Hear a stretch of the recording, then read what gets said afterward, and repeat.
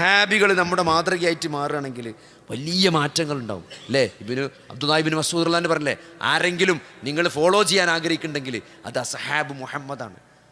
അവരാണ് ഏറ്റവും തഖ്വയുള്ളവർ, അവരാണ് ഏറ്റവും ആഴമേറിയ അറിവുള്ളവർ. ഖുർആനിലെ ആയത്തുകളെക്കുറിച്ച് അബ്ദുല്ലാഹി ഇബ്നു മസ്ഊദ് ആരാണ് സഹോദരങ്ങളെ? അബ്ദുല്ലാഹി ഇബ്നു മസ്ഊദ് ആരാണ് അല്ലേ? ഒരു അടിമയായിരുന്നു. ഉഖബത്ത് ബിൻ അബീ മുഅയ്തയുടെ ആട്ടിടയനായിരുന്നു, അടിമയായിരുന്നു ഇബ്നു മസ്ഊദ് റളിയല്ലാഹു അൻഹു അല്ലേ? ഇതേപോലെ അബൂബക്കർ സിദ്ദീഖും നബി സ്വല്ലല്ലാഹു അലൈഹി വസല്ലം ഇങ്ങനെ കടന്നു പോവുകയാണ്. അപ്പോൾ ആട്ടിനെ മേച്ചുകൊണ്ട് ഇങ്ങനെ പോവുകയാണ് ഇബ്നു മസ്ഊദ്. ചെറിയ കാലുകളുള്ള വളരെ കാണാനൊന്നും ഭംഗിയില്ലാത്ത ചെറിയൊരു മനുഷ്യനാണ് ഇബ്നു മസ്ഊദ് റളിയല്ലാഹു അൻഹു അല്ലേ? അപ്പോൾ ഒരാടിനെ നബിക്ക് നല്ല വിശപ്പുണ്ട്. അപ്പോൾ ആടിനെ പാല് കിട്ടുമെന്ന് ചോദിക്കുകയാണ്. അപ്പോൾ അപ്പോഴതിന് കൊടുത്ത മറുപടി തരുമോ? ഇത് എൻ്റെ ആടല്ല എന്നുള്ളതാണ്. പാല് തരുമോ ഈ ആടിനെ കറക്കട്ടെ എന്ന് ചോദിച്ചപ്പം ഇതിൻ്റെ ആടല്ല എന്നാണ് പറഞ്ഞത്. അപ്പോൾ നബി സ്വല്ലല്ലാഹു അലൈഹി വസല്ലം ചോദിച്ചു, പാലില്ലാത്തൊരാടിനെ കാണിച്ചു തരുമെന്നാണ്. പാലില്ലാത്ത ഒരാടിനെ കാണിച്ചു തരുമെന്ന്. അങ്ങനെ പാലില്ലാത്തൊരാടിനെ കാണിച്ചു കൊടുക്കുകയാണ്, കറവല്ലാത്തൊരാടിനെ. ആ കറവ നബി സ്വല്ലല്ലാഹു അലൈഹി വസല്ലം അതിനെ കറന്നിട്ട് പാല് കുടിച്ചു. എന്നിട്ട് നബിയും കുടിച്ചു, അബൂബക്കർ സിദ്ദീഖ് റളിയല്ലാഹു അൻഹു കുടിച്ചു, ഇബ്നു മസ്ഊദ് റളിയല്ലാഹു അൻഹു കൊടുത്തു എന്നാണ്. അങ്ങനെയാണ്. അപ്പോൾ മൂപ്പര് പറഞ്ഞു, ഈ അറിവ്, ഇതിൻ്റെ അറിവ് എനിക്കൊന്ന് പറഞ്ഞു തരുമോ എന്ന് ചോദിക്കണം. ഇതിനെക്കുറിച്ചുള്ള അറിവ് എനിക്ക് പറഞ്ഞിരിക്കുമ്പോഴും ഇസ്ലാമിനെ കുറിച്ചാണ് എന്ത് ചെയ്യുന്നത് നബി സ്വല്ലല്ലാഹു അലൈഹി വസല്ലം ഇബ്നു മസ്ഊദിന് പറഞ്ഞു കൊടുക്കുന്നത്. ആ സമയത്ത് ഇബ്നു മസ്ഊദിൻ്റെ മനസ്സ് മാറുകയാണ്. നിങ്ങൾ ആലോചിച്ച് നോക്കി, ഇബ്നു മസ്ഊദിൻ്റെ മനസ്സ് മാറി അല്ലേ? അങ്ങനെ ഇബ്നു മസ്ഊദ് ഇസ്ലാം സ്വീകരിക്കുകയാണ്. ആരാണ് സഹോദരൻ? പിൽക്കാലത്ത് അബ്ദുല്ലാഹി ഇബ്നു മസ്ഊദ് എന്ന് പറഞ്ഞ ആരാണ്? അറിവ് കൊണ്ട് അള്ളാഹു ശക്തിപ്പെടുത്തി അല്ലേ?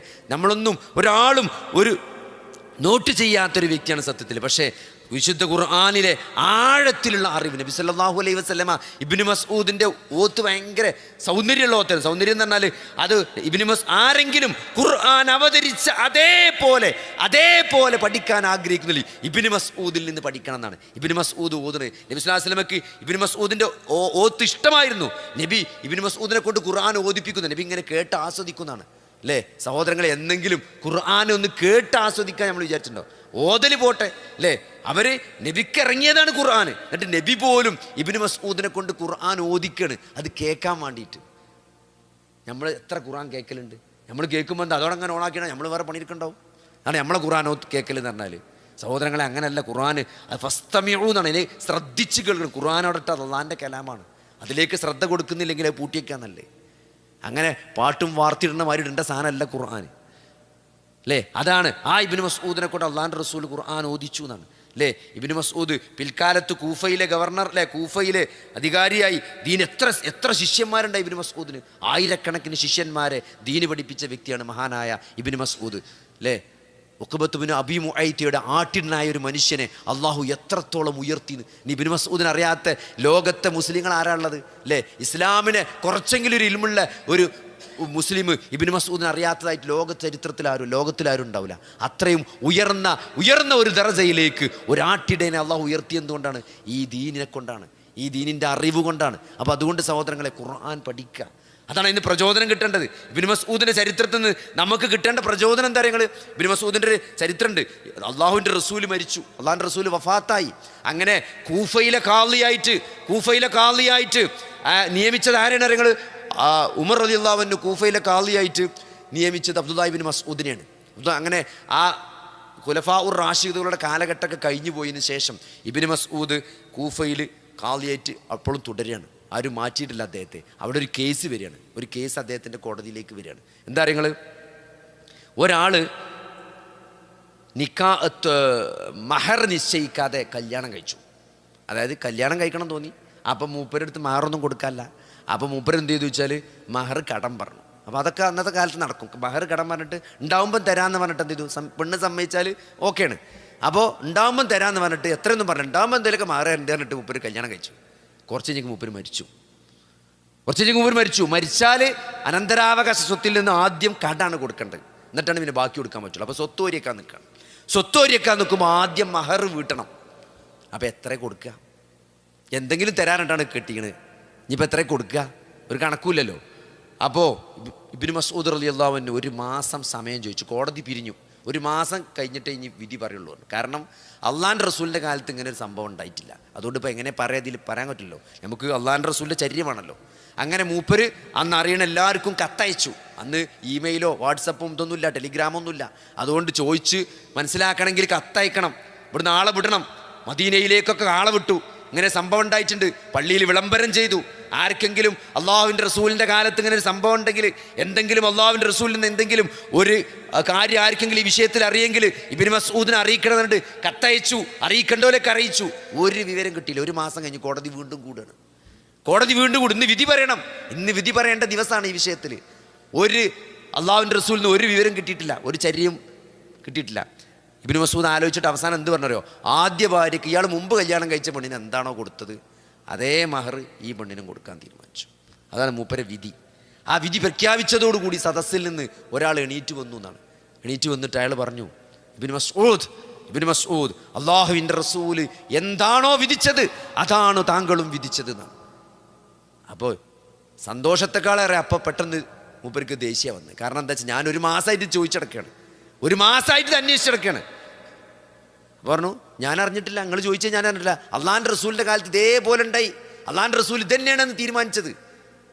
അപ്പോൾ ഞാൻ അത് ചോദിച്ചെടുത്തിട്ട് ഞങ്ങൾ ചോദിച്ചിട്ട് ഞാൻ അറിഞ്ഞിട്ടില്ല, അത്രേ ഉള്ളൂ. പക്ഷേ ഇബ്നു മസ്ഊദിന് ജീവിതത്തിൽ ഏറ്റവും സന്തോഷം തോന്നിയതാണ്, അള്ളാഹുവിൻ്റെ റസൂൽ എന്താണോ വിധിച്ചത് അതുതന്നെയാണ് ഇബ്നു മസ്ഊദും വിധിച്ചത്.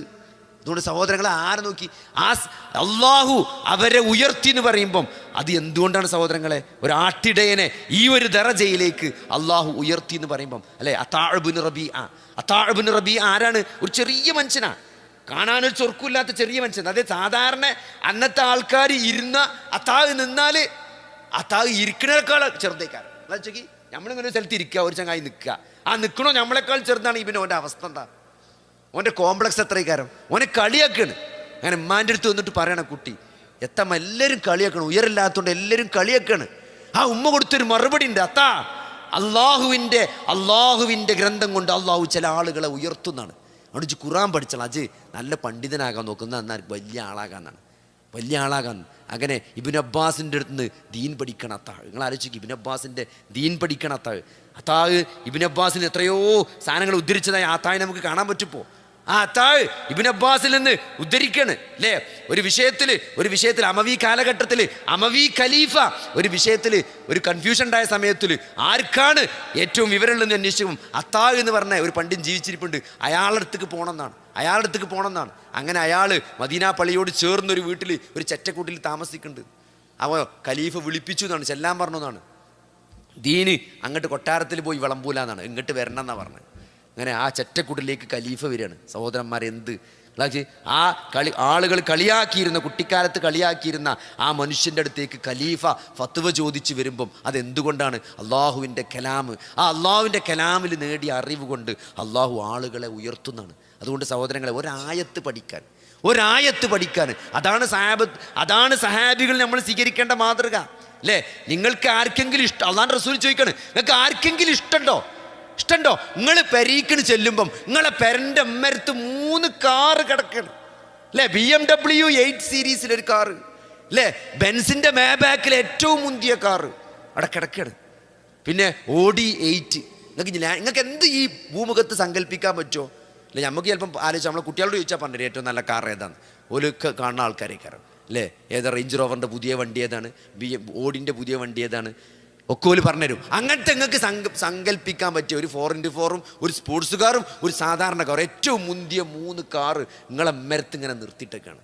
അള്ളാഹുവിൻ്റെ റസൂൽ സഹാബത്തിനോട് ചോദിച്ചാണ്, നിങ്ങൾ വീട്ടിലേക്ക് ചെല്ലുമ്പോൾ കുടുംബത്തേക്ക് തിരിച്ചു ചെല്ലുമ്പം അവിടെ 3 തടിച്ച് കൊഴുത്ത ഒട്ടകങ്ങളെ കാണാൻ നിങ്ങൾ ഇഷ്ടപ്പെടുന്നുണ്ടോ എന്ന് ചോദിച്ചപ്പം പിന്നല്ലാതെ.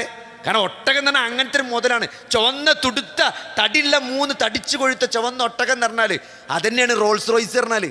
3 ഏറ്റവും സങ്കല്പിക്കാൻ പറ്റിയ 3 മുന്തിയ കാറ് നിങ്ങളെ പെരൻ്റെ മരത്ത് നിങ്ങൾ നിസ്കാരം കഴിഞ്ഞ് ചെല്ലുമ്പോൾ അവിടെ ഉണ്ട് എന്ന് പറഞ്ഞാൽ നിങ്ങൾക്ക് സന്തോഷം ഉണ്ടാവില്ലേ? എന്താ അല്ലാഹുവിൻ്റെ റസൂൽ പഠിപ്പിച്ചാൽ നിങ്ങൾ നിസ്കാരത്തിൽ ഓതുന്ന 3 ആയത്ത് അതിനേക്കാൾ ഹൈറാണെന്ന് സഹാബത്തിനോട് പറഞ്ഞാണ്. അവർക്ക് മനസ്സിലായി. നിങ്ങൾ ആ ഇവിടെ ഇരിക്കുന്ന ആർക്കെങ്കിലും ഈ പറഞ്ഞ 3 വണ്ടി ഇന്ന് വാങ്ങാനുള്ള പൈസ ഉള്ളവരുണ്ട് ഇവിടെ? ഉണ്ടോ? ഒരാൾക്കെങ്കിലും ഈ പറഞ്ഞ 3 വണ്ടി ഇന്ന് ഇവിടെ വാങ്ങാൻ പറ്റുമോ? കടമില്ലാതെ, ലോണില്ലാതെ ഉണ്ട്? നിക്ക് തോന്നില്ല. പക്ഷേ ഈ പറഞ്ഞ 3 ആയത്ത് ഓതാൻ പറ്റാത്ത ആരല്ലേ? അതാണ് ദീൻ, അതാണ് അള്ളാന്റെ ദീന്, അതാണ് ജീവിതത്തിന്റെ ലക്ഷ്യം. ജീവിതത്തിന്റെ ലക്ഷ്യം കഴിയാത്ത കുറെ ലക്ഷ്യങ്ങളെ പഠിച്ചോൻ ലക്ഷ്യമായിട്ട് വെച്ചിട്ടില്ല. എന്താണ് 3 ആയത്ത് നിസ്കാരത്തിൽ ഓതാൻ പറ്റാത്ത ആരാള്? നിങ്ങൾ എന്താ വിചാരിച്ചത്? അല്ലെ? വലിയ ആയത്ത് ചില ആൾക്കാർ പറയും എങ്ങനെ ഇപ്പൊ ഞാൻ പഠിച്ചത്? എന്ത് പഠിച്ചാൽ? ഖുൽ ഹുവല്ലാഹു അഹദ് അല്ലാഹുസ് സമദ് ലം യലിദ്. ഓതാൻ പറ്റാത്ത ആരാളുള്ളത് സഹോദരങ്ങളെ? അത് ഓതുമ്പോ എന്താ പറയല്? അത് വിചാരിച്ചിട്ടല്ല ഓതുന്നത്. ആ ഓത്തിന് അത്രയും, ആ 3 ആയത്തിന് അത്രയും വില ഉണ്ട് എന്ന് നമ്മൾ അറിഞ്ഞിട്ടില്ല സഹോദരങ്ങളെ, മനസ്സിലാക്കിയിട്ടില്ല, അത് ആഗ്രഹിച്ചിട്ടില്ല. പക്ഷെ സഹാബത്ത് അത് അറിഞ്ഞിട്ടാ ഓതിയത്, അത് മനസ്സിലാക്കിയിട്ടാ ഓതിയത്, അല്ലേ? ഒരു സഹാബി എപ്പോഴും കുല്ലല്ലാഹു ഓതുന്നതാണ്. മറ്റു സഹാബികൾ പോയി എന്താ ഇങ്ങനെ കുല്ലല്ലാഹു ഓതുന്നത്? എല്ലാ നിസ്കാരത്തിലും മൂപ്പര് കുല്ലല്ലാഹു മൂപ്പർക്ക് ഇഷ്ടാണ്. അല്ലാഹു അഹദ് എന്ന് പറഞ്ഞാൽ എന്താണ് സഹോദരങ്ങളെ? എല്ലാ ശിർക്കിന്റെ മുദ്രാവാക്യങ്ങളെയും പൊളിക്കുന്ന ഒരു വാക്കാണ്. അല്ലാഹു ഏകനാണ്. ഇതിനപ്പുറത്തേക്ക് ഞാൻ എന്താ പറയാനുള്ളത്? അല്ലേ? ബിലാൽ റളിയല്ലാഹു അൻഹു ഉമയ്യ എന്ന യജമാനൻ ചുട്ടുപഴുപ്പിച്ച എന്താണ് കമ്പി വെച്ച് പൊള്ളിച്ച് ആ മരുഭൂമിയിൽ കെട്ടിവലിച്ചപ്പോഴും ബിലാൽ റളിയല്ലാഹുവിന്റെ നാവിൽ നിന്ന് വന്ന 2 വാക്കുണ്ട്, അഹദ് എന്ന വാക്കുണ്ട്, അല്ലേ? അഹദ്, ആ വാക്കാണ് ഖുൽ ഹുവല്ലാഹു അഹദ്, അല്ലാഹു ഏകനാണെന്ന് പ്രഖ്യാപിക്കാൻ, അല്ലേ? ബാക്കി അമ്മാർ ഇബ്നു യാസറല്ലേ, അമ്മാർ റളിയല്ലാഹു അൻഹും സുമയ്യ ഇവരൊക്കെ മറ്റു പീഡിപ്പിക്കപ്പെട്ട ആളുകളൊക്കെ പീഡനം വല്ലാണ്ട് സഹിക്കാൻ പറ്റാണ്ടായപ്പം അവരൊക്കെ ശിർക്കിന്റെ വാക്ക് ഉച്ചരിച്ചു എന്ന് കാണാം ചരിത്രത്തിൽ. അവർ നബിൻ്റെ അടുത്ത് വന്നിട്ട് പറയുന്നുണ്ട്, നബിയെ അങ്ങേയറ്റത്തെ പീഡനമായപ്പം രക്ഷപ്പെടാൻ വേണ്ടി ശിർക്കിന്റെ വാക്ക് ഉച്ചരിച്ച് പോയിട്ടുണ്ട്, നബിയെ പൊറുക്കൂലേ നബി എന്ന് ചോദിച്ചപ്പം ആ സമയത്ത് മനസ്സിൽ എന്തായിരുന്നു ചോദിച്ചപ്പം ആ മനസ്സിൽ മുഴുവൻ റബ്ബായിരുന്നു, അള്ളാഹു ആയിരുന്നു എന്ന് പറഞ്ഞപ്പം അതിൽ പ്രശ്നമല്ല എന്നാണ്. ഇഞ്ഞുമാണ് ഈ പറഞ്ഞുകൊണ്ടിന്നാ പറഞ്ഞത്. ഇഞ്ഞും വല്ലാതെ പീഡിപ്പിക്കും അങ്ങനെ പറഞ്ഞുകൊണ്ടിന്നാ പറഞ്ഞത്. പക്ഷേ ആ സമയത്ത് പോലും ശിർക്കിന്റെ വാക്ക് ഉച്ചരിക്കാത്ത മനുഷ്യനാണ് ബിലാൽ റളിയല്ലാഹു അൻഹു. അപ്പോഴും അദ്ദേഹം അഹദ് എന്ന് മാത്രമാണ്. ഈ കുൽ ഹുവല്ലാഹു അഹദിനെ അങ്ങനെ കുറെ ചരിത്രമുണ്ട്. വെറും കുൽ ഹുവല്ലാഹു അഹദ് വല്ലാത്തൊരു വാക്കാണ്. അള്ളാഹു ഏകനാണെന്ന് ഇവിടെ പറയാനേ കുറെ ആളുകൾ കുറെ ചോരൊഴുക്കിയിട്ടുണ്ട്, കുറെ കഷ്ടപ്പെട്ട ചരിത്രമുണ്ട് ഇതിൻ്റെ പിന്നിൽ. ഇതൊന്നും നമുക്കല്ല. നമ്മളെ എത്ര കുല്ലല്ലാഹു സിമ്പിളായിട്ട് പറയണത്? കുൽ ഹുവല്ലാഹു അഹദ് അല്ലാഹുസ് സമദ്. വല്ലാത്തൊരു വാക്കാണ്, അല്ലേ? അള്ളാഹു ആശ്രയമില്ലാത്തവനാണ്, സഹായം ആവശ്യമില്ലാത്തവനാന്ന് പറയുമ്പം ഇവിടെ ദൈവങ്ങളായി പലരും ആരാധിക്കുന്നവർ ആശ്രിതരാണ്, അതൊന്നുമില്ലാത്തവനാണ് എൻ്റെ റബ്ബ് എന്ന് പറയുമ്പം അവിടെ വലിയൊരു അർത്ഥം ഉണ്ടായി, അല്ലേ? ലം യലിദ് വലം യൂലദ്, അവൻ ജനിച്ചിട്ടില്ല, അവൻ ജനിപ്പിച്ചിട്ടില്ല എന്ന് പറയുമ്പം അത് വല്ലാത്ത ഡയമെൻഷനുള്ളൊരു വാക്കാണ്, അല്ലേ? ദൈവത്തെ പിതാവെന്ന് വിളിക്കുന്നവരുണ്ട്, ദൈവത്തെ പുത്രനുണ്ട് എന്ന് പറയുന്നവരുണ്ട്. അവരുടെ സകല ആരോപണങ്ങളെയും അള്ളാഹു നിലം പരിശാക്കാണ്. ലം യലിദ് വലം യൂലദ്, അവൻ ജനിച്ചിട്ടില്ല, അവൻ ജനിപ്പിക്കണമില്ല, അവൻ പിതാവല്ല, അവൻ പുത്രനല്ല എന്ന് പറയുമ്പോൾ ഇതിൻ്റെയൊക്കെ മഹത്വം എത്രയാണ്? അത് മനസ്സറിഞ്ഞിട്ട് നിങ്ങൾ കുല്ലല്ലാഹു ഓതിയാൽ അത് വേറൊരു കുല്ലല്ലാഹു ആണ്. നിങ്ങൾ സുന്നത്ത് നിസ്കാരത്തിൽ ഇങ്ങനെ അടിച്ചു മിന്നി ഓതുന്ന കുല്ലല്ലാഹു അല്ലത്. ആ കുല്ലല്ലാഹുവിന് വല്ലാത്ത വിലണ്ട്. ആ 3 ആയത്ത് ഈ പറഞ്ഞ 3 ഒട്ടകങ്ങളെക്കാൾ മഹത്വമുണ്ട് എന്ന് പറയുമ്പം സഹോദരങ്ങളെ, ഖുർആൻ നിസ്കാരത്തിൽ ഓതുമ്പം അതിന് കിട്ടാൻ പോണ പ്രതിഫലം അത്രയും വമ്പിച്ചതാണ്. അത് ആ വാക്കിൽ അള്ളാഹുവിൻ്റെ റസൂലിൻ്റെ വാക്കുന്നത് ഉൾക്കൊള്ളാൻ കഴിയണം, അത് റിയലൈസ് ചെയ്യാൻ പറ്റണം, അത് വിചാരിച്ചുകൊണ്ട് ഓതാൻ പറ്റണം, അല്ലേ? അങ്ങനെ ഓതുമ്പോൾ സഹോദരങ്ങളെ ആ ഖുർആനിനോടുള്ള സമീപനത്തിൽ മാറ്റം ഉണ്ടാവും. അള്ളാഹുവിൻ്റെ കലാമിനെ മനസ്സിലാക്കേണ്ട പോലെ മനസ്സിലാക്കാനും നമ്മൾ ഈ അറിവുകളൊക്കെ അമലായിട്ട് മാറാനും സഹോദരങ്ങളെ ഇതൊക്കെ ഒരു പ്രചോദനമായി മാറേണ്ടതുണ്ട്. ഇതൊക്കെ സഹാബത്തിനോട് പറഞ്ഞതാണ്. അവർക്കിഷ്ടമായിരുന്നു, അവരങ്ങനെയാണ് ഖുർആനെ കണ്ടത്, അവരങ്ങനെയാണ് ഒരു ആയത്ത് പഠിച്ചത്, അല്ലേ? ഉമർ റളിയല്ലാഹുവിന് പോലും നിങ്ങൾ ആലോചിച്ച് നോക്കി, ഉമർ റളിയല്ലാഹുവിന് പോലും എന്താണ് ടേൺ എടുത്തിട്ടാണ് പഠിച്ചത്. അദ്ദേഹം ജോലിക്ക് പോണ സന്ദർഭത്തിൽ വേറൊരാളെ പൈസ എടുത്ത് വെച്ചേക്കാണ് അള്ളാഹിൻ്റെ റസൂലിൻ്റെ സദസ്സിൽ ഖുർആൻ പഠിക്കാൻ വേണ്ടിയിട്ട്. സൂറത്ത് തൗബയിലെ ആയത്ത് കാണാൻ പറ്റും, അത് 3 മണിയോ 3 വരെ അവസാനിപ്പിക്കട്ടോ, 3 മണിയാണ്. സൂറത്ത് തൗബയിലെ ആയത്ത് കാണാൻ പറ്റും. എന്ത്?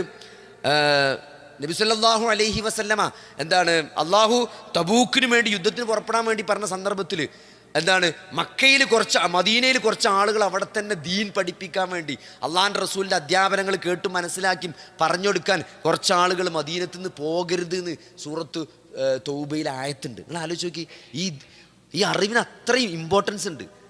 എല്ലാവരും കൂടി യുദ്ധത്തിന് പോകണ്ടാന്ന്, കുറച്ചാൾ നബി എന്തൊക്കെ പറയണത് എന്ന് കേൾക്കാനും മനസ്സിലാക്കാനും ഇവിടെ തന്നെ നിൽക്കണം, എന്നിട്ട് തിരിച്ചു വന്നാൽ ഇത് പറഞ്ഞു കൊടുക്കണമല്ലോ. അത്രയും പ്രാധാന്യം ഇൽമിനുണ്ട്. ഉമർ റളിയല്ലാഹു അൻഹു ഒരാളെ വെച്ചിട്ടാണ് ജോലിക്ക് പോയത്. എന്നിട്ട് അയാൾ ജോലി കഴിഞ്ഞ് തിരിച്ചു വരുമ്പം അയാളോട് ചോദിക്കുന്നത് എന്തൊക്കെയാണ് നബി പറഞ്ഞത്. എന്നിട്ട് പിറ്റേന്ന് അയാൾ ജോലിക്ക് പോകും, റളിയല്ലാഹു അൻഹു സദസ്സിലിരിക്കും. അങ്ങനെയാണ് അവർ ദീൻ പഠിച്ചത്. അവർ പ്രായം അവർക്ക് പ്രശ്നമല്ല, അല്ലേ? പ്രായം അവർക്ക് പ്രശ്നമല്ല. ഇമാം നമ്മൾ പറഞ്ഞ ഇബ്നു ജരീർ ത്വബരി ഖുർആൻ്റെ ജാമിഉൽ ബയാൻ എന്ന തഫ്സീർ എഴുതിയ ഇബ്നു ജരീർ തൊബരി, അദ്ദേഹം ആരാണ് സഹോദരങ്ങളെ? അദ്ദേഹം തൊബരിസ്ഥാൻകാരനാണ്, കാസ്പിയൻ കടലിലെ തീരത്തുള്ള പേർഷ്യക്കാരനാണ്. അറബിയല്ലാത്തൊരു മനുഷ്യന് വിശുദ്ധ ഖുർആൻ ഇന്ന് ലോകത്തിലെ ഏറ്റവും വിശ്വവിഖ്യാതമായ തഫ്സീറാണ് തഫ്സീർ തൊബരി. അത് എഴുതിയത് ഒരു അനറബിയാണ്, പേർഷ്യക്കാരൻ. അറബി പഠിച്ച് അറബികളെ വെല്ലുന്ന രീതിയിൽ ഒരു തഫ്സീർ എഴുതിയിട്ടുണ്ടെങ്കിൽ ഇതൊക്കെ പറ്റും സഹോദരങ്ങളെ. 7-ാമത്തെ വയസ്സിൽ ഖുർആൻ ഹാഫിളാണ്, 8-ാമത്തെ വയസ്സിൽ ജനങ്ങൾക്ക് ഇമാമായി നിന്നു, 9-ാമത്തെ വയസ്സിൽ അദ്ദേഹം ഹദീസ് പഠിക്കാൻ തുടങ്ങി. 40 വർഷം ബാഗ്ദാദിൽ അദ്ദേഹം പഠിച്ച് പഠനത്തിനായി ചെലവഴിച്ചു എന്ന് ഖതീബുൽ ബാഗ്ദാദി അദ്ദേഹത്തിൻ്റെ ചരിത്രത്തിൽ എഴുതുന്നുണ്ട്. ലോകത്തെ ഏറ്റവും പ്രശസ്തമായ തഫ്സീർ എഴുതിയത്, ഏറ്റവും വലിയ ചരിത്ര ഗ്രന്ഥം എഴുതിയത് തൊബരിയാണ്. ഒരു ദിവസം അദ്ദേഹം 40 പേജ് എഴുതുന്നതാണ്. 40 പേജ് 40 കൊല്ലം എഴുതിയൊരു മനുഷ്യൻ. ഈ വോയിസ് ടൈപ്പിംഗ് ഒന്നും ഇല്ലാത്ത കാലത്ത് ഈ മഷി കുത്തിയിട്ട് 40 പേജ് ഒരു ദിവസം എഴുതാൻ എത്ര മെനക്കെടുണ്ട്. അത് നമ്മളെ കൊണ്ട് വായിക്കാൻ പറ്റുമോ ഈ ഒരു ജന്മം കൊണ്ട്? ആരാണ് സഹോദരങ്ങളെ? അതാണ് അറിവ് എന്ന് പറഞ്ഞാൽ. അള്ളാഹുവിൻ്റെ അറിവിനുള്ള പ്രാധാന്യമാണ്. ഇന്ന് എത്ര ആളുകൾ തൊബരി ഓർക്ക് ലോകത്ത് എത്ര പൈസക്കാർ കഴിഞ്ഞു. നിങ്ങൾ ആലോചിച്ച് നോക്കി. നിങ്ങൾക്ക് ഈ കഴിഞ്ഞു പോയ ഈ ലോക ചരിത്രത്തിൽ കഴിഞ്ഞു പോയ പൈസക്കാരുടെ പേര് പറയാൻ പറ്റും? നിങ്ങൾക്ക് ഒരു 5 ആളെ പേര് പറയാൻ പറ്റുമോ? ഒരു 5 ആളെ പേര് നിങ്ങൾക്ക് പറയാൻ പറ്റുമോ? ആകെ കാറൂൺ നമുക്ക് അതിനെ ഖുർആൻ പറഞ്ഞുകൊണ്ടാണ് കാറൂന്ന്. പക്ഷേ ഈ അറിവിൻ്റെ സാഗരത്തെ ജനങ്ങൾക്ക് എത്തിച്ചു കൊടുത്ത എത്രയോ മഹാന്മാരുടെ പേര്, പണ്ഡിതന്മാരുടെ പേര് നമുക്ക് പറയാൻ പറ്റും. അതുകൊണ്ട് ഈ ഇൽമിന് അത്ര ഇമ്പോർട്ടൻസ് ഉണ്ട്. ആ സഹാബികൾ അങ്ങനെയാണ് ആ അറിവിനെ കണ്ടത്, അങ്ങനെയാണ് അതിനെ അവർ പ്രയോഗവൽക്കരിച്ചത്. അവസാനിപ്പിക്കുകയാണ്. കഅബ് ഇബ്നു മാലിക് റളിയല്ലാഹുവിനെ കുറിച്ച് പറഞ്ഞിട്ട് ഇത് അവസാനിപ്പിക്കാൻ പോകണം. സൂറത്തു തൗബയുമായി ബന്ധപ്പെട്ട്, തബൂക്ക് യുദ്ധവുമായി ബന്ധപ്പെട്ട് നബി സല്ലല്ലാഹു അലൈഹി വസല്ലമയുടെ സഹാബത്തിൽപ്പെട്ട കഅബ് ഇബ്നു മാലിക് റളിയല്ലാഹു അൻഹു, ആ ചരിത്രം നമ്മൾ മനസ്സിലാക്കുമ്പം നമ്മളോട് നമുക്ക് എന്താണെങ്കിലും മെസ്സേജ് നമ്മൾ എപ്പോഴും ഇത് മനസ്സിലാക്കണം. കഅബ് ഇബ്നു മാലിക് റളിയല്ലാഹു അൻഹു തബൂക്കിലേക്ക് യുദ്ധത്തിന് പോകാൻ വേണ്ടി നബി സല്ലല്ലാഹു അലൈഹി വസല്ലം ആഹ്വാനം ചെയ്യാം. തബൂക്ക് എന്ന് പറഞ്ഞാൽ മദീനയിൽ നിന്ന് ഒരു മാസത്തെ വഴി ദൂരം യാത്ര ചെയ്ത് പോകേണ്ടതാണ്. നല്ല ചൂടുള്ള സമയത്താണ് മദീനയിൽ നിന്ന് പോകേണ്ടത്. മദീനയിൽ ഈത്തപ്പഴം പാകമായിട്ട് നിൽക്കുകയാണ്. അതേപോലെ തന്നെ യാത്രാ സൗകര്യങ്ങളും ഒക്കെ ഒരു മാസത്തെ കാര്യങ്ങളൊക്കെ ഒരുക്കിയിട്ട് വേണം ഇവിടുന്ന് പോകാൻ. യുദ്ധത്തിന് പോകൽ വളരെ അത്യന്താപേക്ഷിതമാണ്. അതുകൊണ്ട് തന്നെ മാക്സിമം ആളുകളെ അള്ളാഹുവിൻ്റെ റസൂൽ ഇങ്ങനെ പ്രേരിപ്പിച്ചു കൊണ്ടിരിക്കണം. അപ്പോൾ ഏറ്റവും നല്ല സൗകര്യങ്ങളും വാഹനങ്ങളൊക്കെ ഉള്ള വ്യക്തിയാണ് കഅബ് ഇബ്നു മാലിക് റളിയല്ലാഹു അൻഹു. അപ്പോൾ അദ്ദേഹം വിചാരിച്ചെന്താച്ചോ, എല്ലാവരും ഇങ്ങനെ പോവുകയല്ലേ, കുറച്ച് ഇന്നിപ്പോൾ റസൂൽ ഇന്ന് രാവിലെ പോവുക, എനിക്ക് ഉച്ചക്ക് പോകാമല്ലോ. അപ്പോൾ എല്ലാവരും വാഹനമൊക്കെ കെട്ടിയൊക്കെ റെഡിയാക്കി നിൽക്കണം, പോകേണ്ടവരൊക്കെ സെറ്റപ്പായി നിൽക്കണം. അപ്പോൾ കഅബ് ഇബ്നു മാലിക് റളിയല്ലാഹു അൻഹു വിചാരിക്കണം എന്താ നിങ്ങൾ, റസൂൽ രാവിലെ പോവാ, ഓലെടുത്തുള്ള ഒട്ടകത്തെക്കാൾ നല്ല മുന്തിയ കുതിരി ഒട്ടയൊക്കെ എൻ്റെ അടുത്തുള്ളത്, അതുകൊണ്ട് ഞാൻ ഉച്ചക്ക് പോയാലും ഓലെ പോകും. നമ്മളല്ലേ നിങ്ങളെ നടന്നോളൂ, ഞാൻ പിടിച്ചോണ്ട് കയറിയില്ലേ, ഞാൻ നിങ്ങളെ ഫോളോ ചെയ്തിട്ട് എത്താമെന്ന് പറഞ്ഞു. ഉച്ചയായപ്പോൾ ഇവർക്ക് പോകാൻ തോന്നിയില്ല. അപ്പം മുമ്പ് വിചാരിച്ചു നാളെ പോകാം, കുറേ ദൂരം യാത്ര ചെയ്യാണ്ടല്ലോ, ഒക്കെ ചേസ് ചെയ്ത് പിടിക്കാൻ പറ്റുമെന്ന് വിചാരിച്ച് മൂപ്പര് പിറ്റേന്നും പോയില്ല. അങ്ങനെ പിന്നെ മൂപ്പർക്ക് പോകാൻ മടിയായി. പിറ്റേന്നായപ്പോൾ മൂപ്പർക്ക് പോകാൻ മടി, പ്രത്യേകിച്ചൊന്നുമില്ല, ഒരു മുനാഫിക്കൊന്നുമല്ല, സഹാബിയാണ്, നല്ല മനുഷ്യനാണ്. പക്ഷെ എന്താ അറിയോ, നന്മയോട് ധൃതി കാണിക്കുന്ന നമ്മളുണ്ടല്ലോ, നാളാകാം മറ്റന്നാളാകാം ഒരു ചെറിയ അലംഭാവം, അള്ളാഹുവിൻ്റെ റസൂലിൻ്റെ കൽപ്പനയോട് ചെറിയൊരു അലംഭാവം. രാവിലെ വിചാരിച്ചു ഉച്ചക്ക് പോകാമെന്ന്, ഉച്ചക്ക് വിചാരിച്ചു നാളെ പോകാമെന്ന്, നാളെ വിചാരിച്ചു 2 ദിവസം കഴിഞ്ഞിട്ടായാലും കുഴപ്പമില്ല, ഒരു മാസത്തെ വഴിദൂരം ഉണ്ടല്ലോ, എൻ്റെ അടുത്ത് നല്ല വാഹനം നല്ല സൗകര്യമുണ്ട്, പോയാലും അവിടെ എത്താമോ, തബൂക്കിൽ എത്തുമ്പോഴത്തിന് എത്തിയാൽ പോരെ, അവിടെ പോയി നിൽക്കൊന്നും വേണ്ടല്ലോ, അങ്ങനെ ഉണ്ടല്ലോ. അങ്ങനെ സഹോദരങ്ങൾ നീട്ടിവെച്ചു. അവസാനം അദ്ദേഹം പോയില്ല. പിന്നെന്താ അറിയോ, മദീനയിൽ അദ്ദേഹം ഒറ്റപ്പെടുകയാണ്. പുറത്തിറങ്ങിയാൽ മുഴുവൻ മുനാഫിക്കാണ്. യുദ്ധത്തിന് പോകാത്തവരാണ് മദീനത്തുള്ളത്, അവരൊക്കെ മുനാഫിക്കീങ്ങളാണ്. 30,000 ആളുകളാണ് യുദ്ധത്തിന്. നിങ്ങൾ ആലോചിക്ക്, 30,000 ആളുകളാണ്, സഹാബത്താണ് മദീനയിൽ നിന്ന് തബൂക്ക് പോയത്. 30,000 ആളുകൾ. അങ്ങനെ അവിടെ എത്തി നബി സല്ലല്ലാഹു അലൈഹി വസല്ലമ ചോദിച്ചു കഅബ എവിടെയെന്ന്. നിങ്ങൾ ആലോചിച്ച് നോക്കി, 30,000 ആളുകൾ വന്നൊരു കൂട്ടത്തുനിന്ന് കഅബ എവിടെയെന്ന് നബി സല്ലല്ലാഹു അലൈഹി വസല്ലമ ചോദിക്കാണ്. അപ്പോൾ ഒരു സാഹിബ് കഅബ ഇപ്പോൾ പണ്ടത്തെ പോലെയൊന്നും അല്ല, ഇപ്പോൾ കുറച്ച് സൗകര്യങ്ങളൊക്കെ കൂടിയില്ലേ, അങ്ങനെയല്ലോ. ഓനിപ്പോൾ ഭയമായിരുന്നു, ഓനിപ്പോൾ കുറേ ആയല്ലോ, കുറേ സമ്പാദ്യങ്ങളൊക്കെ വന്നപ്പം ഓനൊക്കെ ഏകദേശം മറന്നു തുടങ്ങിയെന്ന് പറഞ്ഞ് കുറച്ച് മോശമാക്കി പറഞ്ഞപ്പം ഇബ്നു അബ്ബാസ് റളിയല്ലാഹു അൻഹു തോന്നുന്നു പറഞ്ഞെന്ത്, അദ്ദേഹത്തിന് എന്തോ ഒരു അസൗകര്യം നേരിട്ടത് കൊണ്ടാണ് അങ്ങനെയൊന്നും ഇല്ല നബിയെ എന്ന് പറഞ്ഞു, ഒരു മോശമാക്കി പറഞ്ഞില്ല എന്നാണ്. നോക്കി നബി സല്ലല്ലാഹു അലൈഹി വസല്ലമ തിരിച്ചു വന്നിട്ട് എന്താണ്, ഓരോരുത്തരിങ്ങനെ വന്ന് കാരണങ്ങൾ പറയാണ്. യുദ്ധത്തിന് പോകാൻ പറ്റാത്ത മുനാഫിക്കീങ്ങൾ വന്നിട്ട് ഓരോ ഒഴിവ് കഴിവ് പറയാണ്. അല്ലേ? അന്ന് കഅബിന് കള്ളം പറയാ. നബി സല്ലല്ലാഹു അലൈഹി വസല്ലം അടുത്ത് വന്നിട്ട് പറയാണ്, അല്ലേ എനിക്ക് വേണമെങ്കിൽ എന്താ കള്ളം പറയാം, പക്ഷേ അള്ളാഹു എന്ത് വിചാരിക്കും നബിയെ? ഞാൻ അങ്ങനെ പറഞ്ഞാലും നിങ്ങളടുത്ത് ഞാൻ രക്ഷപ്പെട്ടാലും അള്ളാഹു എന്നെപ്പറ്റി എന്ത് വിചാരിക്കും? ഒരു കാരണം ഉണ്ടായില്ല, മടി പിടിച്ചതാണ്. ഒരു കാരണം പ്രത്യേകിച്ച് പറയാനില്ല എന്നാണ്. എനിക്കെല്ലാ സൗകര്യങ്ങളുണ്ട്, എന്നതിനേക്കാളും നല്ല അവസ്ഥയിലാണ് ഇപ്പോൾ ഞാൻ ഉള്ളത് സഹോദരൻ. അതുകൊണ്ട് എനിക്ക് ഒരു കാരണം, ഒരു ഉദുറുമില്ല നബിയെ എന്ന് പറഞ്ഞപ്പോൾ അള്ളാഹു കഅബിൻ്റെ വിഷയത്തിൽ തീരുമാനമെടുത്തു. എന്താണ്? കഅബിനോട് മുണ്ടാൻ പാടില്ല എന്ന്. നിങ്ങൾ ആലോചിച്ച് നോക്കി, മുണ്ടാൻ പാടില്ല എന്ന്. അന്ന് മുതൽ ഒരു മനുഷ്യൻ കഅബിനോട് മുണ്ടില്ല, അല്ലേ? പള്ളിക്ക് വന്നാൽ ആരും മുണ്ടൂല, സലാം പറഞ്ഞാൽ മടക്കൂല, ഒരു തരത്തിലും ആരും എന്ത് ചെയ്യുന്നില്ല, ഒറ്റപ്പെട്ടു പോകണം അദ്ദേഹം. അദ്ദേഹം അനുഭവിച്ച സങ്കടത്തെ 40 ദിവസം ഒരാളും മുണ്ടണില്ല, ഒരാളും സംസാരിക്കണില്ല. അവസാനം 40ാമത്തെ ദിവസം വഹി വന്നു, വീണ്ടും വഹി വന്നു. കഅബിൻ്റെ ഭാര്യയിൽ നിന്ന് മാറി നിൽക്കാൻ പറയണം. അപ്പോൾ അത് പറഞ്ഞപ്പം കഅബ് റളിയല്ലാഹു ചോദിച്ചെന്താ അറിയോ? തലാക്ക് ചെല്ലണമെന്നാണ്. തലാക്ക് ചെല്ലാൻ കൽപ്പന ഉണ്ടോന്നാണ്. ഇല്ല, തലാക്ക് ചെല്ലാൻ കൽപ്പന അല്ല, പക്ഷേ മാറിക്കിടക്കണം എന്ന്. ഭാര്യയോട് മുണ്ടാൻ പാടില്ല. ഭാര്യ മുണ്ടണില്ല, മാറിക്കിടക്കാനും കൂടി കൽപ്പന ഉണ്ടായി. പിന്നെയും 10 ദിവസം കഴിയാണ്, അല്ലേ? ഭൂമി ഇടുങ്ങിയതായിട്ട് തോന്നി എന്നാണ് കഅബ് റളിയല്ലാഹു പറഞ്ഞത്. നിങ്ങൾ ആലോചിച്ച് നോക്കി, ഒരു നന്മ നീട്ടിവെക്കുന്നതിൽ റസൂലുള്ളാഹി സ്വല്ലല്ലാഹു അലൈഹി വസല്ലമയുടെ ഒരു കൽപ്പനയോട് അലംഭാവം കാണിച്ചത് കൊണ്ട്, അല്ലേ? ഒരു മടി കാണിച്ചത് കൊണ്ട് അള്ളാഹു കൊടുത്തൊരു പണിഷ്മെൻ്റാണ്. 40 ദിവസം ഒരാളും മിണ്ടണില്ല. 10 ദിവസം, ഒരു 50 ദിവസം 40 ദിവസം കഴിഞ്ഞപ്പോൾ ഭാര്യയോട് മുണ്ടാൻ പാടില്ല, ഭാര്യയോട് മാറിക്കിടക്കാൻ പറഞ്ഞു. അങ്ങനെ 50 ദിവസമായപ്പം സൂറത്തു തൗബയിലെ ആയത്തിറങ്ങാണ്. അങ്ങനെ അതിൻ്റെ ഇടക്ക് അയൽനാട്ടിൽ നിന്ന് ഒരു രാജാവ് കത്തയക്കുന്നുണ്ട്, ഒരു ദൂതം വന്ന് കാണുന്നുണ്ട്. നിങ്ങൾ എന്തിനാണ് ഇവിടെ ഇങ്ങനെ ഈ ഇതും സഹിച്ചു കണ്ട് ഇവിടെ നിൽക്കണം, നിങ്ങൾ ഇങ്ങോട്ട് പോരി എന്ന് പറഞ്ഞിട്ട് ആ കത്ത് അദ്ദേഹം കത്തിച്ചു കളഞ്ഞു എന്നാണ്. അത്രയും അദ്ദേഹം അള്ളാഹിൻ്റെ റസൂലിനെ സ്നേഹിച്ചിരുന്നു, അത്രയും അദ്ദേഹം അള്ളാഹുവിനെ സ്നേഹിച്ചിരുന്നു. അതുകൊണ്ട് സഹോദരങ്ങളെ, അള്ളാഹു ആ വിഷയത്തിൽ ആയത്തിറക്കി. വഅലാ സലാസത്തിൽ ലദീന ഖുല്ലിഫു ഹത്താ ഇദാ ളാഖത് അലൈഹിമുൽ അർളു ബിമാ റഹബത് വളാഖത് അലൈഹിം അൻഫുസുഹും വദന്നു അല്ലാ മൽജഅ മിനല്ലാഹി ഇല്ലാ ഇലൈഹി സുമ്മ താബ അലൈഹിം ലിയതൂബു. പിന്നേക്ക് മാറ്റിവെക്കപ്പെട്ട ആ 3 പേരുടെ നേരെയും അള്ളാഹു മടങ്ങിയിരിക്കുന്നു എന്ന് പറഞ്ഞിട്ട് ആ 3 പേരുടെ വിഷയത്തിൽ അള്ളാഹു ആയത്തിറക്കിയതാണ്. അള്ളാഹു അവരുടെ തൗബ സ്വീകരിച്ചതാണ്. ആ വിവരം അറിഞ്ഞ സന്ദർഭത്തിൽ അത് പറയാൻ വേണ്ടി, കാരണം നബിൻ്റെ അടുത്തേക്ക് അന്ന് ഒരു സന്തോഷ വാർത്ത അറിയിക്കുക എന്നുള്ളത് പുണ്യമുള്ള കാര്യമായിരുന്നു. അപ്പോൾ ആ സന്തോഷ വാർത്ത അദ്ദേഹത്തിൻ്റെ അടുത്തേക്ക് അറിയിക്കാൻ വേണ്ടി ഒരാൾ കുതിരപ്പുറത്ത് കത്തിച്ച് വിട്ടു എന്നാണ്. അപ്പോൾ അതിൻ്റെ മുമ്പ് എത്താൻ വേണ്ടി വേറെ ആൾ എന്ത് ചെയ്തു വെച്ചാൽ, വേറൊരു സഹാബി വേഗം ഒരു കുന്നിൻ്റെ മുകളിൽ കയറിയിട്ട് ഉറക്കനെ വിളിച്ചു പറഞ്ഞതാണ്. ആ കുതിരക്കാരൻ എത്തുന്നതിന് മുമ്പ് ആ കുന്നിൻ്റെ മുകളിൽ കയറിയ സഹാബി വിളിച്ചു പറഞ്ഞതാണ് ഈ കഅബ് ബിൻ മാലിക് റളിയല്ലാഹു അൻഹു ആദ്യമായിട്ട് കേട്ടത്. അള്ളാഹു താങ്കൾക്ക് പുറത്തു കൊടുത്തിരിക്കുന്നു കഅബയെന്ന് ആയത്തിറങ്ങിയിട്ട് വഹി വന്നിട്ടുണ്ട് എന്ന് വിളിച്ചു പറഞ്ഞതാണ്. അപ്പോൾ തൻ്റെ രണ്ട് കുപ്പായാണ് മൂപ്പർക്കുണ്ടായിരുന്നത്. ആ 2 കുപ്പായും ആ സന്തോഷ വാർത്ത അറിയിക്കാൻ വേണ്ടി കുതിരപ്പുറത്ത് വന്ന ആ മനുഷ്യന് മൂപ്പർ ഫ്രീ ആയിട്ട് കൊടുത്തു. വേറെ ഒരു കുപ്പായം കടം വാങ്ങിയിട്ടാണ് പിന്നെ നബിൻ്റെ പള്ളിയിലേക്ക് മൂപ്പര് നടന്നു വരുന്നത്. നബിൻ്റെ അടുത്ത് വന്നിട്ട് പറഞ്ഞാൽ തരോ, എല്ലാ സൗകര്യങ്ങളും പടച്ചോ എനിക്ക് നൽകിയതാണ്, അതുകൊണ്ട് ഞാൻ ഇതിനൊരു കഫാറത്തായിട്ട് ഇതിന് മൂപ്പര മനസ്സിലേക്ക് ഒരു വിഷമം പോകാൻ വേണ്ടിയിട്ട് എന്ത് ചെയ്തരോ, മൂപ്പരുടെ മുഴുവൻ സമ്പത്തും, ഏതോ ഒരു സ്ഥലത്തുള്ള സമ്പത്തല്ലാത്ത ബാക്കി മുഴുവൻ സമ്പത്തും അള്ളാഹുവിൻ്റെ ദീനിന് വേണ്ടി ദാനം കൊടുക്കുകയാണ് മൂപ്പര് ചെയ്തത്. അതുകൊണ്ട് സഹോദരങ്ങൾ, ഇതൊക്കെ ഈ ആരോഗ്യം സമ്പത്തൊക്കെ ഉണ്ടാണ് ഈ ഒരു സന്ദർഭങ്ങളിൽ സഹോദരൻ, ഇതൊക്കെ ആരോഗ്യം നമുക്ക് കഴിവൊക്കെ ഉള്ള ഈ സന്ദർഭത്തിൽ അള്ളാഹുവിൻ്റെ റസൂലിൻ്റെ കൽപ്പനകൾ ജീവിതത്തിൽ പാലിക്കാൻ. ഒരു സ്ട്രോക്ക് വന്നിട്ട് കുഴഞ്ഞ് കിടന്നാൽ പിന്നെ നിസ്കരിച്ചാനോ പള്ളി ഒന്നിനും പോലെ ഇവർ കരഞ്ഞ് പിന്നെ കിടന്നിട്ട് കണ്ണിന്ന് വെള്ളം വരിക മാത്രമേ ഉണ്ടാവുള്ളൂ. ആലോചിക്കാൻ പോലും ചിലപ്പം പറ്റൂല. അതുകൊണ്ട് ഇതൊക്കെ പറ്റുന്നൊരു സമയമാണ്, അല്ലേ? നടന്നു പോകാം, പള്ളിയിൽ പോകാം, അല്ലേ? ഇബാദത്തുകൾ ചെയ്യാം, ദാനം ചെയ്യാം. ഇതിനൊക്കെ കഴിവും ആരോഗ്യവുമുള്ള ഈ സന്ദർഭത്തിൽ അള്ളാഹുവിൻ്റെ റസൂലിൻ്റെ കൽപ്പനകൾ ജീവിതത്തിൽ അനുധാവനം ചെയ്ത് ആ അള്ളാഹുവിൻ്റെ വിളിക്കുത്തരം ചെയ്ത് ഇതൊരു യാത്രയാണ്.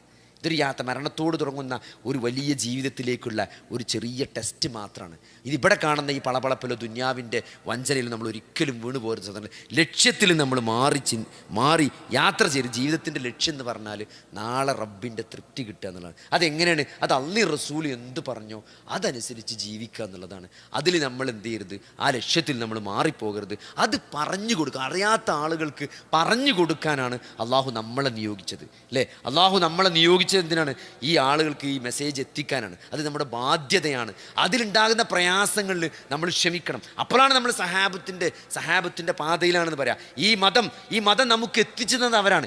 പ്രയാസങ്ങൾ സഹിച്ചിട്ട് വള്ളി പുള്ളി മാറ്റമില്ലാതെ ഈ മതത്തിൻ്റെ നിയമങ്ങളും എല്ലാം നമുക്ക് 1400 വർഷത്തിൻ്റെ ഇപ്പുറത്ത് നിൽക്കുന്ന നമുക്ക് ഇത് ഇത്ര കൃത്യമായിട്ട് നമുക്ക് മനസ്സിലാക്കി തന്നത് ആ സഹാബത്തൊന്നുകൊണ്ട് മാത്രമാണ് അല്ലേ?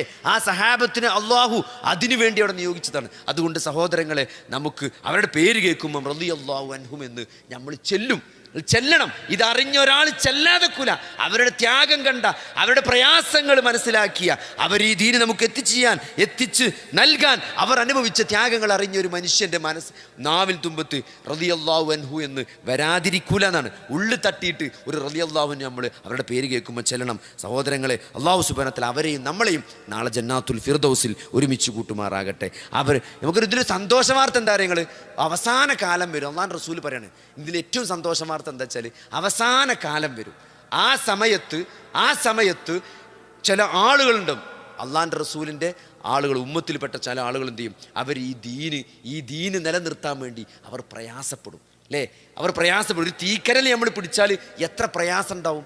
അത്ര പ്രയാസത്തിൽ ദീന് മുറുകെ പിടിക്കാൻ വേണ്ടി കഷ്ടപ്പെടുന്ന ഒരു ഉമ്മത്ത് എനിക്ക് ശേഷം വരുന്നതാണ്. അന്ന് 50 ഒരാൾക്ക് 50 ആളുടെ പ്രതിഫലം ഉണ്ടാവുന്നതാണ്. നിങ്ങൾ ആലോചിക്കുക, നല്ല ആലോചിച്ചോളി. ഒരാളുടെ കർമ്മത്തിന് 50 ആളുടെ കർമ്മങ്ങളുടെ പ്രതിഫലം ഉണ്ടാകുമെന്ന് നബി സല്ലല്ലാഹു അലൈഹി വസല്ലമ സഹാബത്തിനോട് പറഞ്ഞപ്പം സഹാബത്ത് തിരിച്ചു ചോദിച്ചൊരു ചോദ്യമുണ്ട്.